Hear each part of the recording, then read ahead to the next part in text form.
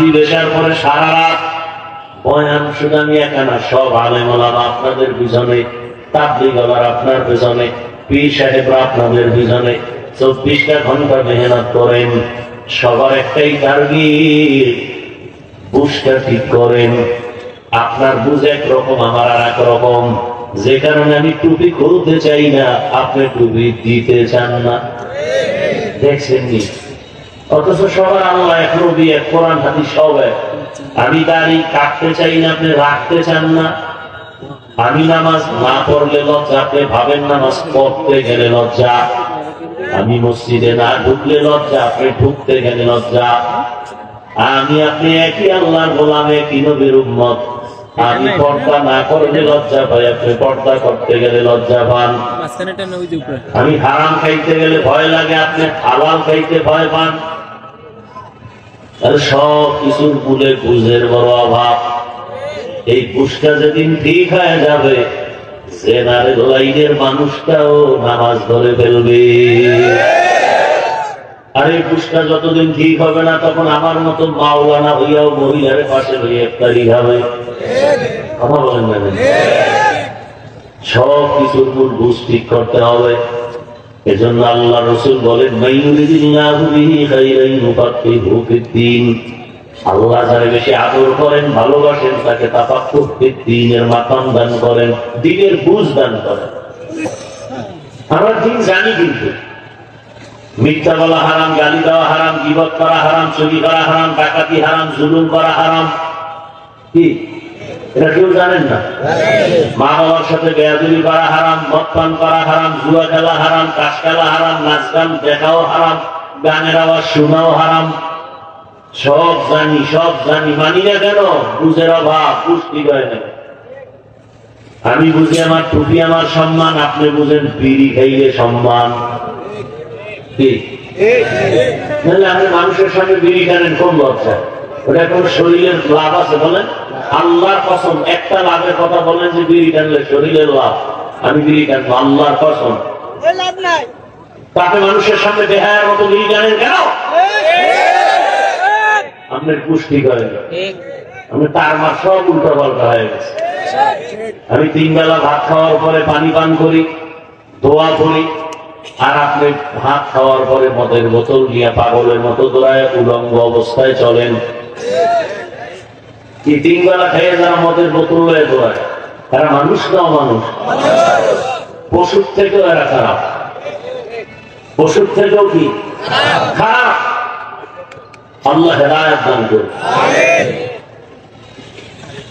হ্যাঁ, এসব কিছুর মূল বুঝ, বুঝ, বুঝ, সহি বুঝ। কি বুঝ? সহি বুঝ। একজনের টুপি দিছে, বলেন টুপি কি? রসুলের মহব্বতে টুপি দিছে। আর একজনের লাগছে দিছে, তুমি পাঁচকুল্লি দিলা কেন? এমন কানের উপর একটা থাপ্পড় কে দিবে? যাই দেব, এই লোকটা পাঁচকুল্লিতে তার সবুজ দিছে, তো যারা দেয় না এদের পিছনে মেহনত কর।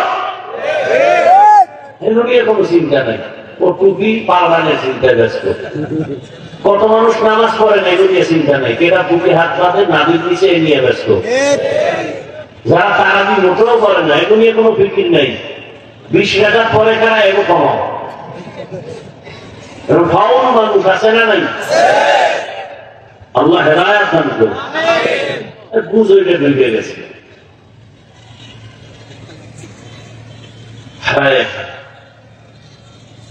আপনাদের জেনারেল লাইনের বহু আল্লাহর বান্দা স্কুলে পড়ে, কলেজে পড়ে, ব্যবসা করে, চাকরি করে, doctor, professor, engineer, OC, DC SP, নামাজি নাই কেন? এটা পুষ্টি নেই। হ্যাঁ না, এরা বোকা হয়ে গেছে, আর আপনাদের জ্ঞান এখনো ঠিক আছে। ওই কোন মসজিদে বলে গরু ঢুকছিল, গরু তো মুয়াজ্জিন বা খাদেমি পায়ে পেটের বাড়ি আর বাড়ি। তুই মসজিদে ঢুকলি কেন? আর মালিক টের হয়ে এসে দৌড়াইয়া, এই হুজুর আপনি গরু করে মারেন কেন? তো বুঝে কিছু, ও তো বুঝে না, বুঝ না, এই জন্য ঢুকছে। আমার দেখছেন কোনদিন মসজিদে ঢুকতেছে, অত জ্ঞান জ্ঞান কিছু নেই, এই জন্য ঢুকে গেছে। আমি তো কোনোদিন ঢুকি না, আমার তো পুষ্টি গেছে।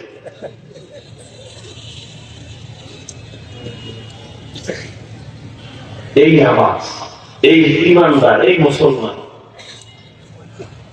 আল্লাহ হেদায়েত দান করুন। মুসা নবী একদিন আল্লাহ জানলা, এই যে ফেরাউন আমার এত জ্বালায়, তুমি তো দেখো তোমার কি মজা লাগে না? এত জ্বালান জ্বালায়, তুমি পারো না? ওরে তোমার কত টাইম লাগে তুমি ওরে মাইয়া ফেলাইতে? মাত্র খুন আর ভাইয়া কিনা, তাহলে তুমি তামসা করো, কিছু করো না কেন?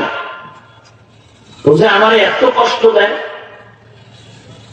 এইবার আল্লাহ এই মুসা ফেরাউনের বানাইছে কে?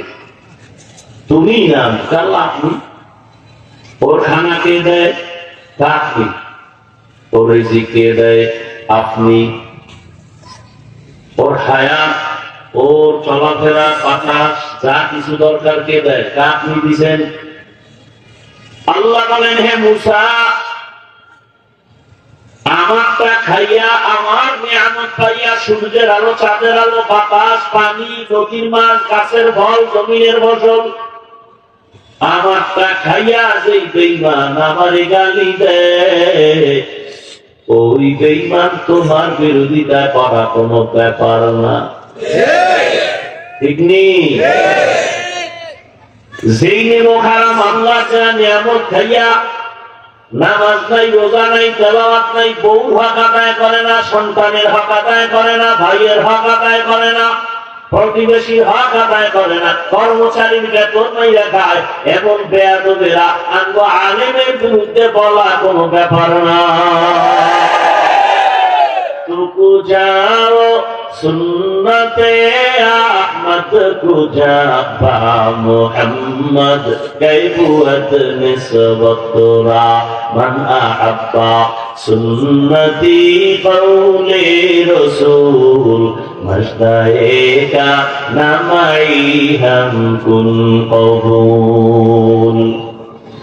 अल्लाह पाक रब्बुल आलामीन দুনিয়াতে মানুষ বানায়া আল্লাহ আগেই সিদ্ধান্ত নিয়েছেন মানুষ হবে সৃষ্টির শ্রেষ্ঠ জাতি। বানাবার আগেই সিদ্ধান্ত না পরে? আগে। দুনিয়াতে আল্লাহ মানুষ বানাবেন, পাঠাবেন, পাঠা বানাবেন জমিনে আল্লাহ জিন জাতি পাঠাইলেন, আমাদের আসার আগে ফেরেশতা পাঠাইলেন, জমিনে আমরা বিচরণ করবো, আল্লাহ ওদের পাঠায় জমিন তারা আবাদ করলেন। আমাদের প্রয়োজনে পানি লাগবে আগেই দিলেন ফ্রি, আমাদের চলার পথে আলো লাগবে সূর্য দিয়ে ব্যবস্থা করলেন ফ্রি। দুনিয়াতে আমাদের চলার রাস্তা লাগবে, আল্লাহ রাস্তাও দিলেন, সব মানুষের জন্য দামি রাস্তা। দুনিয়াতে সব প্রাণী চলার রাস্তা আছে, মানুষের চলার রাস্তা হলো পবিত্র এবং প্রিয়।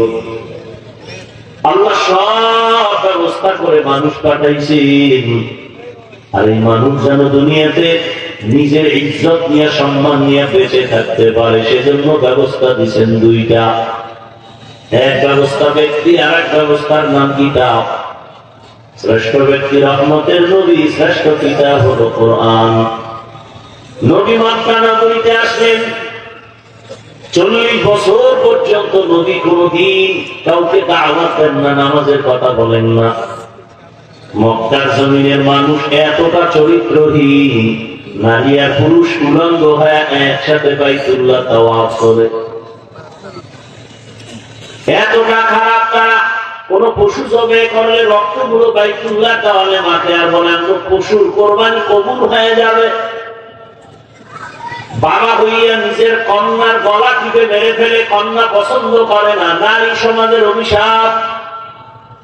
রহমতের নবী ঈসা নারীর ইজ্জত দিছেন, আর 1000 বছর পরে আমার দেশের কিছু অভোলা নারী, আমাদের কিছু দেশের নারীরা রাস্তায় বের হয়ে গেছে, স্লোগান দেয় ইসলাম নারীর অধিকার দেয় নাই, আর এদের সাথে কিছু লম্পটের বাচ্চারা তাল মিলায়। আল্লাহ জাতের কসম, ইসলাম সারা নারীর অধিকার সম্মান কেউ দেয় নাই। সব ধর্মে নারীর উপরে জুলুম। হিন্দু ধর্মের কিতাব হলো নারীর উপরে জুলুম, খ্রিস্টানদের কিতাবগুলো নারীর উপরে জুলুম, বৌদ্ধদের কিতাবগুলো নারীর উপরে জুলুম। একমাত্র নারীর সম্মান আর ইজ্জত দিছে কে? ইসলাম। এটা বুঝার মেধা নাই, কারণ মেধা তো এমনিই নারীদের পুরুষের তুলনায় অর্ধেক। এরপরে যদি ঠিক মতো আল্লাহর হুকুম না মানে, নাপাক আয়, নাপাক ভাবে চলে, তো মেধা বাকিরাও শেষ। আল্লাহ হেদায়েত দান করুন। ভাইরা আমার, নারী স্বাধীনতা নামে সব অশ্লীলতা। দুনিয়ার মানুষ, তুমি এমন একটা ছিদ্র নাই যেখানে তুমি আলাদা নারী কিছু বাড়াবা। সব আল্লাহ দিচ্ছেন কিয়ামত পর্যন্ত।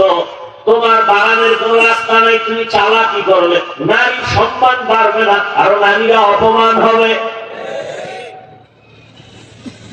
আল্লাহ আইন নারীর স্থায়ী সমাধান, সম্মানের আইন। দুনিয়াতেও নারীর সম্মান, আখিরাতেও নারীর সম্মান। একটা বাচ্চা দুনিয়াতে আসবে, তার সম্মান কত? রহমতের নবী বলেন, আমার এত সুনাম, আমার একটা ছেলেও নাই, আমি 4 কন্যার বাবা। কে? রহমতের নবী 4 কন্যার বাবা, কোন ছেলে নাই। মক্কার বেঈমানেরা কয়, মুহাম্মদ তোমার ধর্ম মানিয়ে লাভ নাই, তুমি মরে গেলে তোমার ধর্ম শেষ, তোমার বংশ শেষ, কোন ছেলে নাই। যারা গালি দেয়, নবী শুইনা মনে খুব ব্যথা হয়েছেন। আল্লাহ আয়াত নাযিল করে বলেন, ইন্না আ'তাইনাকাল কাউসার। নবী ওদের অস্তিত্ব থাকবে না, দুনিয়ার কেউ ওদের চিনবে না, আর আপনার সম্মান কিয়ামত পর্যন্ত বজায় থাকবে। আপনার কাউসার মিলান কাউসার, এই কাউসারের মাধ্যমে আপনার সম্মান অক্ষুণ্ণ থাকবে কিয়ামত পর্যন্ত। কাউসারের অনেকগুলো অর্থের মধ্যে এক অর্থ হলো রুহানি সন্তান। যদিও নবীর ঔরসের কোন ছেলে দুনিয়াতে নাই, তবে রুহানি সন্তানের জমিনে অভাব নেই। নামাজ পড়ে না, পর্দা করে না, কিন্তু নবীর বিরুদ্ধে কথা বললে মেনে নিবে না। ভাইরা, রহমতের নবী বলেন, আমি 4 কন্যার বাবা। আমাকে আল্লাহ তো স্পেশাল করে বানাইছেন।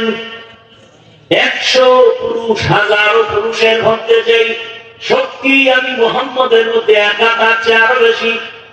আর সেই শক্তিওয়ালা মানুষ, রহমতের নবী যখন 25 বছর বয়স হয়, তখন তার যৌবনের পাওয়ার কত, এবং যে কোনদিন কাউকে গালি দেন না, তার চরিত্র কত সুন্দর। সেই সময় আমার নবী 2 জন স্বামী বিদায় হওয়া, একাধিক সন্তানের মা খাদিজাতুল কুবরা রাদিয়াল্লাহু আনহাকে বয়স 40, নবীর বয়স 25, নবী তাকে বিবাহ করলেন। নবী তার ঘরে 4টা কন্যা সন্তান হলো। রহমতের নবী জীবনের শুধু একটা স্ত্রী, তার কুমারী আয়েশা রাদিয়াল্লাহু আনহা। 6 বছরের রাসূলের সাথে বিবাহ, 9 বছরে নবীর ঘরে গেলেন। আম্মা জানের 18 বছর যখন বয়স হলো, নবী দুনিয়া থেকে চলে গেলেন। জানা থাকলে বলেন, নবীজির ঘর আম্মা জান করলেন কতদিন? সব ঘুমাই গেছে। 6 বছর। যেই জানোয়ার, পশুর বাচ্চাগুলো বলে রাসূলের যৌবনের তাড়নায় অনেক বিয়ে করছে, ওদেরকে জুতা দিয়ে ফিরাইলেও তো ঋণ আদায় হয়। যে তোদের ব্রেনের মধ্যে কুকুর পায়খানা করেছে, তোরা কুকুরের পায়খানা খেয়েছ। জীবনে একটা নারী রাসূলের কুমারী, নাম কি? 6 বছরের বিয়া করে গেলেন কবে? নবীর ঘর করলেন 6 বছর। এটা যৌবনের তাড়না। বরং আয়েশার বিয়ার প্রস্তাব আসছে আরশে আজিম থেকে, আল্লাহ দিচ্ছেন। অথচ ভরা যৌবন 25 বছরে রাসূল বিয়া করলেন এমন একজন বিধবা নারী, তার বয়স কত? 40। 2 জন স্বামী আগে চলে গেছে, একাধিক সন্তানের মা। এরপরও যারা রাসূল দেখতে পারে না, এদের জন্য এই সংসদে আইন যারা করবেন ওদেরকে সংসদে নেওয়া মুসলমান কোনদিন তা বরদাস্ত করতে পারে। তোমার নেতারে গান দিলে কষ্ট লাগে, লাঠি মিছিল করো। দুনিয়ার সব নেতা এক পালায় দিল আমার রসুলের পেশাবের সমান হবে না। সেই রসুলের মর্যাদা রক্ষা করতে যারা সংসদে পারে না, এদেরকে সংসদে নেওয়ার কোন সুযোগ নাই। আল্লাহ হেদায়েত দান করুন। সমস্যাটা কোথায়? কোথায় সমস্যা? রসুলকে শেষ নবী মানে না, রসুলের গালি দেয়, এর কোন বিচার নাই। সমস্যা কোথায়? সমস্যা আপনাদের মধ্যে। কাদের মধ্যে? আপনাদের মধ্যে। আঙ্গুলের টিপটা যদি হিসাব করে দিতেন তাহলে কোন পাওয়ারওয়ালা নারীর উপরে ধর্ষণের জুলুম করতে পারত না। আপনার আমার ভোটের আগে পাইবেন না বরকত? আগের রাত্রে তাহাজ্জুদের টাইমে বসতে আসবে, কি তাবলীগওয়ালা হিসাবের মুড়ি খাইয়া পেট ভাসায় দিবে যে না আমি আপনার পক্ষে আছি, কোনো টেনশন নাই। খালি ভোর রাত্রে হাতিয়া দিবেন আর দিনের বেলা আপনি যত আকাম করেন সব মাফ। ভোটের আগে টাকা খাবি কেন হারাম? আমি তাদের বলি বাথরুমে 2-10 গ্রাম পায়খানা খাইল, গাজীপুর শহরে গিয়ে হালাল সাবান কিনে কুলি হইল, বন্ধ থাকবে না। ভোটের আগের রাত্রে যারা টাকা খাবে জাহান্নামের জুতার বাড়ি সারেদের কপাল ঠিক হবে না। নির্লজ্জ কথোপকথন থাকা, এই হারাম খায় রক্ত হবে, রক্ত না পাক, গোশত না পাক, এই টাকা মেয়ে খাবে, তোমার সন্তান খাবে, ওদের রক্ত না পাক। এই টাকা তোমার স্ত্রী খাবে, ওদের রক্ত না পাক। তুমি স্বামী নামের কলঙ্ক, তুমি বাপ নামের কলঙ্ক। সন্তানের হালাল খাওয়াইতে পারবা না, নিজেও কেন সন্তান, স্ত্রীকে হালাল খাওয়াই দিতে পারবা না, করছো কেন বিবাহ? কে বলেছে তোমাকে বিবাহ করার জন্য? তুমি রোজা রাখো, আবার টবল করার নিয়ত করে একবার হক আদায় করতে পারে না, দুইটা রয়ে যাবে। আল্লাহ হেদায়েত দান করুন। রাগ করতেছেন? রহমতের নবী 40 বছর পর্যন্ত কারো কাছে দাওয়াত দেন নাই। 40 বছর পরে আল্লাহ কোরআন নাযিল করলেন, দাওয়াত শুরু হয়ে গেল। বিশাল ইতিহাস। নবী ঘুরে এবার দাওয়াত দেন আর বলেন লা ইলাহা ইল্লাল্লাহ, তোমরা এই কালেমা পড়ো তো তোমাদের কামিয়াবি হয়ে যাবে। তুফলিহুন মান ক্বালা লা ইলাহা ইল্লাল্লাহ দাখালাল জান্নাহ, যারা লা ইলাহা ইল্লাল্লাহর উপর জীবন চালাবে তারা জান্নাতি হয়ে যাবে। এক আল্লাহর ইবাদত করো। দাওয়াত চলতেছে চলতেছে, দুশমনেরা দুশমনি করতেছে। এক পর্যায়ে নবী আবার একদিন বলে তোমরা রহমানের ইবাদত করো। ওই বেঈমানেরা তো হুদাই প্রশ্ন করতো নবীর আটকানোর জন্য। আমি সমাজে কিছু মানুষ আছেন মানে কোনো কাম নাই, হুজুর দেখলেই মাথাটা গরম হয়।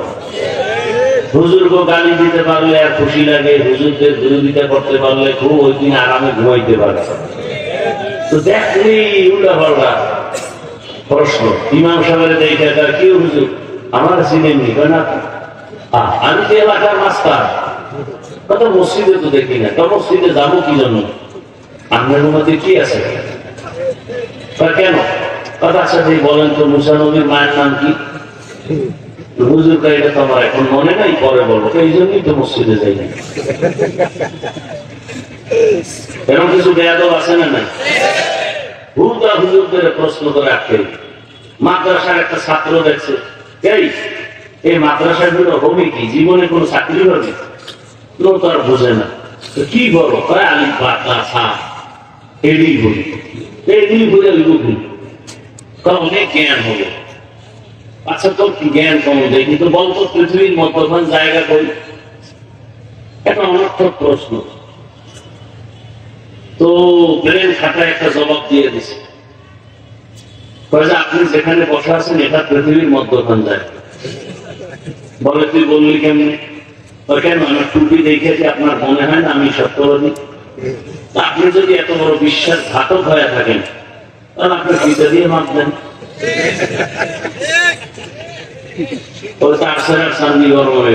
কি হুজুর এবার কাছে এটা বাদ দেয়। ওই যে গাছটা কত হয় ওখানে কাকাশিনী আছে কত হাজার হবে? ও চুপ থেকে বলবে 5,000। তুই গণনা করছো কেন? আমি তো বলছি আপনার বিশ্বাস হয় না, আমি তো মিথ্যা বলি। তুই কেমন বলি? আপনি গণনা করে দেখেন, যদি 5,000-এর বেশি হয় তাহলে বুঝবেন সুন্দরবন থেকে এখানে বেড়াইতেছে। আর যদি দেখেন কম তাহলে সাফারি পার্কে কিছু বেড়াইতে গেছে। তাছাড়া শান্তিকরণ কারণ কি জানেন? পৃথিবীতে শ্রেষ্ঠ জ্ঞানের ভান্ডারের কিতাবের নাম কোরআন। আর এটা যার কাছে আছে সে পৃথিবীর শ্রেষ্ঠ বুদ্ধিজীবী, শ্রেষ্ঠ জ্ঞান। আমরা কথা বলি না কেন? আমরা দিল নরম করে চলি। আমাকে গালি দেয়, জবাব দিতে পারি, দেই না। রসুলের আদর্শ অন্তরে লালন করি না, আমাদের সাথে কথাই পারবে। এমন কোন মায়ের সন্তান আছে দুনিয়া? মিয়া 2 ঘন্টা 3 ঘন্টা 4 ঘন্টা 12 মাস চিৎকার দিই, বয়ান করি, আর 5 মিনিট মাইকের সামনে একটু বয়ান দিতে যায়, কত শব্দ ভুল। সালামালাইকুম আইয়ে দিয়ে পাশ করে শিখছে সালামালাইকুম, তোর উপরে খোদা খারাপ হলুক, হে আবার ওয়ালাইকুম, তোর উপরে আগে হলুক। কি শিক্ষিত! আল্লাহ হেদায়েত দান করে। ইলমে রায়ে জাজু করদান বেহিসাব, খলকে রাতা দান জবাবে বাসাওয়া। আলী পাস করলা, বিএ পাস করলা, মেট্রিক পাস করলা, আসসালামু আলাইকুম দুইটা শব্দ কি শিখতে পারলা না রে মুসলমান? এটা শিখতে তো মাদ্রাসায় যেতে হয় না। আর একজনে সালাম দেয় খুব ইশকাল করে, মাদ্রাসায় ঢুকে হুজুরের দেখে সালাম দিছে, আসসালামু আলাইকুম। খুব ইশকাল করে দেয়, হুজুর আপনি কেমন আছেন? হুজুরের বুদ্ধিমান তো কয় শুকুর। আলহামদুলিল্লাহ। হুজুর শুকুর কেন? শুকুর বলবেন না? কয় কপাল দাও খারাপ, আমার দাও খারাপ। আমি যে শুকুর বলবো, শিঙের উপরে 3 নক্তা, এটা তো তুই সালামি নিয়ে গেছে। আমার তো শুকুর বলা ছাড়া কোনো নক্তা নেই। हकीकत से तो दुनिया पे खबर है, दुनिया की नुमाइश पर नजर है। नबी बोलेन রহমানের ইবাদত করো, মুশরিকরা পাইছে সুযোগ। এই আব্দুল্লাহর ছেলে, এতদিন এক আল্লাহর কথা বলছো, এখন আবার রহমানের কথা কেন বলো? তোমার আল্লাহ দুইজনই? কয় না। তো পরিচয় দাও, মানি রহমান। রহমানকে আল্লাহ নবী বলেন জবাবের অপেক্ষায় থাকো। আল্লাহ পাক রহমানের পরিচয় দিয়া আর রহমান দিয়ে বাবায় দিলেন নবী, আপনি জানায় দেন রহমানকে। রহমান হলেন তিনি, কোরআন শিখাইলেন যিনি, মানুষ বানাইলেন যিনি, তিনি হলেন রহমান। আল্লাহ গো, আপনি উল্টা বললেন কেন? আমরা দুনিয়াতে এসে কোরআন শিখছি, অথচ আপনি কোরআন শিখাইয়া মানুষ বানাইছেন, তার ব্যাখ্যা কি? মুফাসসিরিনে কেরাম বলেন আল্লাহর আদালতে সব মানুষ আসল মানুষ না। আর দুনিয়াতে বহু লাইনের মানুষ আছে। একদল মানুষ হলো বংশগত মানুষ, একদল মানুষ জন্মগত মানুষ। আদম নবীর বংশে আমরা জন্ম নিয়েছি, আমরা বংশগত মানুষ। এই পরিচয় কেউ জান্নাত পাবে না। যদি পায় তো হিন্দুরাও পাওয়ার কথা। বংশগত পরিচয় মানুষ জান্নাত পাবে না, জন্মগত পরিচয় মানুষ জান্নাত পাবে না। আমার বাবা আমার জন্মদাতা বাবা, আমি তার জন্মসূত্রে সন্তান, এই সূত্রে জান্নাত পাওয়া যাবে না। তো কোন সূত্রে মানুষ হলে জান্নাত পাওয়া যাবে? মুফাসসিরিনে কেরাম বলেন আল্লাহর কাছে শুধু একদল মানুষ দামি, যারা হবে গুণের মানুষ। কিসের মানুষ? গুণের মানুষ জান্নাত পাবে বলে মানুষের গুণ কি ভালো করে খেয়াল করেন। যে কোনো জিনিস যারা বানায় ওই বস্তুটা বানাবার আগে একটা কাজের জন্য সিদ্ধান্ত নেয় বস্তুটাই কাজ হবে। তাহলে মূল উসুল মূলনীতি যেই বস্তুটা যেই কাজের জন্য বানানো বানায় ওই বস্তুটার ওই কাজ হলো গুণ। যেমন আমি মাউথের সামনে কথা বলি, হর্ন কথাগুলো ইউনিটার মেশিনের মাধ্যমে বের করে। এই মাউথ মাইকওয়ালারা মাইক যখন বানাইছে কি কাজের জন্য বানাইছে? আওয়াজটা সুন্দর করে কাছের আওয়াজ দূরে দিবে এই জন্য। মাইকের গুণ কি আওয়াজ দেওয়া? এটাই কাজ, এটাই গুণ। বাতিওয়ালা বাতি বানাইছে কেন? আলো দেওয়ার জন্য। আলো দেওয়া বাতির গুণ। পাখাওয়ালা পাখা বানায় কেন? বাতাস দেওয়ার জন্য। বাতাস দেয়া পাখার গুণ। আগুন জ্বালায় কেন? গরম হওয়ার জন্য। গরম হওয়া আগুনের গুণ। বরফ নেয় কেন? ঠান্ডা লাগানোর জন্য। বরফের গুণ ঠান্ডা, আগুনের গুণ গরম। মাইকের গুণ আওয়াজ দেওয়া, বাতির গুণ আলো দেওয়া। এখন যদি মাইক আওয়াজ না দেয় সবাই বলবে এটাকে ফেলে দাও, এটা গুণের মাইক না। বাতি যদি আলো না দেয় ভেঙে ফেলে, এটা গুণের বাতি না। আল্লাহ মানুষ যখন বানাইছেন বলেন আপনাদের জানা থাকলে কোন কাজের জন্য বানাইছেন? ইবাদতের জন্য। কি জন্য? ইবাদতের জন্য। আর কোন কাজের জন্য? তাহলে মানুষের গুণ কি? ইবাদত করা। কি করা ভাই? ইবাদত করা, এটা মানুষের গুণ। এখন ইবাদত কেমনে করব? সিস্টেম লাগবে, বুঝতে হবে, জানতে হবে। জানতে হলে কোরআন ধরো। আমি তো কোরআন পারি না, যারা পারে তাদের কাছে যাও। যারা পারে বলে ওলামায়ে কেরাম, এদের কাছে যাও।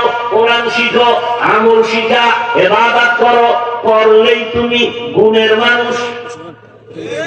গুণের মানুষে মরলেই তুমি বিনা হিসাবে জান্নাতি। এই গুণের মানুষ হওয়ার জন্য লাগবে ইবাদত। ইবাদত শিখতে হলে লাগবে কোরআন। ওদিকে আল্লাহ ইঙ্গিত করে কয় আমি আগে মানুষ বানাই না, আগে কোরআন শিখাইছি, পরে মানুষ বানাইছি। কোরআন শিখে তারা ইবাদত করবে, তারা গুণের মানুষ। তাহলে গুণের মানুষ আগে না কোরআন আগে? কোরআনের মাধ্যমে আলেমের কাছে গিয়ে শিখা ইবাদত করো তো তুমি গুণের মানুষ হবে। আর গুণের মানুষের আমি আল্লাহ বিনা হিসাবে জান্নাত দিব। তবে শুনে রাখো, মাইকওয়ালা গুণের গুণ আওয়াজ দেওয়ার জন্য বানাইছে। এই গুণটা যদি মাইকের মধ্যে না থাকে এলাকার সব কমিটি সব বলবে এই মাইক ভেঙে ফেল, তোর একটা টাকাও দেওয়া হবে না, লাঠি মেরে ফেলে দাও। ঠিক যারা ইবাদতের গুণ না নিয়ে কবরে চলে যাবা, আল্লাহ বলবে ফেরেশতা এটা গুণের মানুষ না, এটাকে শিকল লাগায় জাহান্নামে লাঠি মেরে ফেলে দাও। এই মানুষটা আমার গুণের মানুষ না। আমার দেওয়া সূর্যের আলো নিল, চাঁদের আলো নিল, জমিনের ফল খাইল, গাছের ফল খাইয়া জমিনের ফসল, নদীর মাছ খাইল। আমি আল্লাহ নিয়ামত খাইয়া আমার হুকুম মতো নামাজ পড়ে নাই, তওবা করে নাই, গুনার দিকে দৌড়াইছে, চ্যালেঞ্জ দিছে। নামাজের বয়ান শুনিয়া বলে আমি নামাজ পড়বো না, কার শক্তি আছে পড়াবে? আমি পর্দা করবো না, কার শক্তি আছে পড়াবে? আরে নিজে তো নামাজ পড়ে নাই, যারা পড়তো এদেরও ভালো জানে না। এরা কোনো কিছু কপাল পড়া আছে, নিজেও নামাজ পড়ে না, অন্যের নামাজ পড়ে তাও পছন্দ করে না, নিজেও হালাল খায় না, অন্যে হালাল খাবে তাও পছন্দ করে না। এমন কপাল পড়া আমাদের সমাজে আছে না নাই? ও আমার যুবক বাবারা, শিক্ষিত মুসলমান বৃদ্ধ বাবাজি, ও পর্দার আড়ালের আম্মা জানেরা, বোনেরা, আমি কিন্তু আপনাদের বলি নাই হুজুর হইয়া যান, পাগড়ি লাগায় তসবিহ হাতে নেন। আমি শুরুতেই বলেছিলাম আপনাদের মতো কত জেনারেল লাইনের মানুষ স্কুল কলেজের লেখক শিখিয়া আজকে তাকায় দেখেন কত প্রফেসর, কত ডাক্তার 5 ওয়াক্ত নামাজ পড়ে, ওসি ডিসিএসপি নামাজ পড়ে, র্যাব আর্মি পুলিশ বিডিআর এর চাকরিও করে নামাজ পড়ে নাই? আমার অনুরোধই একটাই, আপনি কেন পারেন না? তাহলে আপনি গুণের মানুষ হতে পারেন নাই। অনুরোধ, অন্তরে কথাটা একটু জায়গা দেন, মনের একটু বুঝান যে আমার মতো জেনারেল লাইনের সন্তান যদি রাস্তায় গাড়ি চালায় নামাজ পড়ে আমি কেন পারি না, ব্যবসা করে নামাজ পড়ে আমি কেন পারি না, নদীর মধ্যে মাছ ধরে নামাজ পড়ে আমি কেন পারি না, আর্মি পুলিশের চাকরি করে নামাজ পড়ে আমি কেন পারি না, শ্রমিকের কাজ করে নামাজ পড়ে আমি কেন পারি না? ও পর্দার আম্মা জানেরা, আপনার মতো কত মা কত বোন এই এলাকায় এখনো আছে, পর্দা করে নামাজ পড়ে, স্বামীর মাল হেফাজত করে, মোবাইলে সময় নষ্ট করে না। আপনি কেন পারেন না? কয়দিন এই বাহাদুরি করবেন? একদিন তো আজরাইলের হাতে ধরা পড়ে যাবেন, সেদিন চলে যাবেন, কেউ নাম দিবে না। তবে যদি ভালো আদর্শ নিয়ে একটা সন্তানকে ডাক্তারও বানায় যান, আর ওই ডাক্তার যদি কোরআন পড়ে নামাজ পড়ে, রুগীও দেখবে, নামাজও পড়বে, কোরআনও পড়বে, দোয়াও করবে, ওই সন্তানের জন্য সবাই দোয়া করবে, আর আপনার জন্য দোয়া করবে। ভালো মায়ের ভালো সন্তান। অতএব আপনি সন্তানটাকে ইঞ্জিনিয়ার বানান, টাকাওয়ালা বানান, তবে বেয়াদব যেন না হয়, কারোর সাথে খারাপ আচরণ না করে, আল্লাহর কোরআন পড়বে, মানুষের সাথে ভালো আচরণ করবে, 5 ওয়াক্ত নামাজ পড়বে, মা বাবার দোয়া নিয়ে চলবে, শিক্ষকের দোয়া নিয়ে চলবে, ওলামায়ে কেরামের পরামর্শ নিয়ে নবীর আদর্শ মেনে চলবে। এমন একটা সন্তান রেখে যাবেন, আর এই সন্তানটা আপনি বললেই হবে না। মায়ের আদর্শ ভালো হলে সন্তানের আদর্শ ভালো হবে, মা বাবার আদর্শ ভালো হবে, সন্তানের আদর্শ ভালো হবে। মা বাপ আপনার আদর্শ যদি খারাপ হয়, সন্তানকে চেষ্টা করেও পারবেন না। যেই মা আর বাবা দুইজনে সন্তানের সামনে ইচ্ছা রকম গালাগালি আর ঝগড়া করে, সন্তান এগুলো শিখা শিখা ভালো হবে? কথা বলেন না কেন? যেই মা বাবা চরিত্র বিধ্বংসী কোন কাজ করবে সন্তানের সামনে, কি করে? মাও মোবাইল চালায়, গান শুনে, বাবা চালায়, ছেলেরাও দেখতেছে, ছেলেও চালায়, ছেলে বাবা বাধা দিতে পারবে না, বলবে তুমি চালাও কেন? কি মাও বাধা দিলে ধমক দিলে তুমি চালাও, তাতে দোষ নাই, আমারে বাধা দাও কেন? এই জন্য একটা মায়ের অধিকার এবং আদর্শ দিকে খেয়াল রাখতে হবে বেশি, কারণ বাবার তুলনায় সন্তান মাকে ফলো করে চলে বেশি। এজন্য মা আপনাকে আদর্শওয়ালা হতে হবে। আপনারা তো খাদিজা রাদিয়াল্লাহু আনহার মতই নারী, ফাতেমা রাদিয়াল্লাহু আনহার মতো নারী, আয়েশা রাদিয়াল্লাহু আনহার মতো নারী। এই স্টেজে দুইটা ছেলের মাথায় পাগড়ি দিন, আমরা কোরআনের হাফেজ হয়ে গেছে। খবর নিয়ে দেখেন এদের মা বাবার মতো ধন্য আর কেউ হতে পারে না। এরে আম্মা জান, কয়দিন মনের আশা পূরণ করিয়া তো অন্যায় কম করেন নাই, এখন কি আশা পূরণ হয় নাই? আর কতদিন বেপরদায় রাস্তায় রাস্তায় মার্কেটে ঘুরলে আপনার আশা পূরণ হবে বলেন? এবং আর কতদিন হায়াত আপনার বাকি আছে তাও হিসাব করেন। ও যুবক, মনে আশা আছে পার্কে যাবি, কম গেলি না, এখনো কি আশা পূরণ হয় নাই? মনে আশা যাচ্ছে সারা রাত মোবাইলে গুনাহ করবি, কম করো নাই, এখনো কি শখ মিটে নাই? বলতো আরো কত রাত্র গুনাহ করলে শখ মিটবে, আর কত রাত্র পার্কে পার্কে গেলে তোর শখ মিটবে, আর কতবার দাড়ি কাটলে শখ মিটবে, আর কতবার নামাজ পড়লে শখ মিটবে, বল। এবং কতদিন হায়াত আছে তাও বল। এমন একটা দিন নেই গাড়ির নিচে যুবকের লাশ দেখি না, এমন একটা দিন নেই পানির নিচে যুবকের লাশ দেখা যায় না, এমন একটা দিন নেই যে ঘুমের বিছানায় যুবকের লাশ পাওয়া যায় না। কয়দিন তুমি আজকে ভালো, কালকে হতে পারো হসপিটালের রুগী। কি বলবেটা কেমনে? কয়েছে মরণের অস্ত্রে ঘুরো, বাইক বাইক, কথা হয় না? যুবকের মরণ অস্ত্র বাইক, আর চূড়ান্ত মরণ অস্ত্র মোবাইল। মোবাইলে তোর শরীর, তোর যৌবন, তোর জীবন, তোর চরিত্র সব ধ্বংস মোবাইল। আর তোকে ডাইরেক্ট আজরাইলের হাতে দ্রুত গতিতে তুলে দিবে বাইক। সত্য কথা স্বীকার কর, তাহলে তোর মরণের হায়াতের গ্যারান্টি নেই, কারণ তুই নিজেই ছুরি হাতে নিয়ে চলতেছ, অশান্তে ছুরি গলায় ঢুকে যাবে, তুই মরে যাবি। মায়ের থেকে বিদায় নেওয়ারও টাইম তোর কপালে নেই। মানুষ বাঁচতে চায়, অথচ অস্ত্রলয়ে ঘুরে মরা। যুবকরা দেখো তো বাংলাদেশে বাসের নিচে ট্রাক অ্যাক্সিডেন্ট, গড়ে হিসাব করে দেখো তো বেশি মানুষ মরে বাইক না ট্রাক না বাস? তো তোমার মরণের ভয় যদি থাকে, তুমি এর পিছনে দৌড়াও কেন? তাহলে বুঝা গেল তোমার হায়াত বেশি দিন নাই। অতএব এখনো সময় আছে, তওবা করো। তুমি জেনারেল লাইনে থাকো, ব্যবসা করো, চাকরি করো, ডাক্তার হও, ইঞ্জিনিয়ার হও, এসপি হও, ওসি হও, ডিসি হও, তবে বেয়াদব হইও না। আল্লাহর কাছে তওবা করো, মা বাবার দোয়া নিয়ে চলো, বেয়াদবি করিও না। শিক্ষকের দোয়া নিয়ে চলো, বেয়াদবি করিও না। আলেম ওলামার দোয়া নিয়ে চলো, বেয়াদবি করিও না।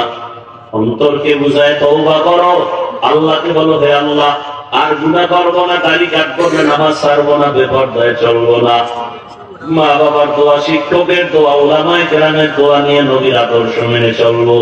আল্লাহ আমাদেরকে তওবাওয়ালা জিন্দেগি দান করেন, আমিন। আলহামদুলিল্লাহি রাব্বিল আলামিন, ওয়াসসালাতু ওয়াসসালামু আলা সাইয়্যিদিল আমবিয়া'i ওয়াল মুরসালিন ওয়া আলা আলিহি ওয়া আসহাবিহি আজমাইন। ইয়া আরহামার রাহিমিন, ইয়া আরহামার রাহিমিন, ইয়া আরহামার রাহিমিন। রব্বির হামহুমা কামা রাব্বায়ানি সগীরা। খোদার মালিক, গুনার বোঝা নিয়ে আপনার দরওয়াজায় হাজির। ওলামায়ে কেরাম, মুরব্বী, হাজী সাহেব, ব্যবসায়ী, চাকরিজীবী, যুবক, ছাত্র, পর্দার আড়ালের মা বোনেরা হাত তুলছেন। মেহেরবানি করে আমাদেরকে মাফ করে দেন আল্লাহ।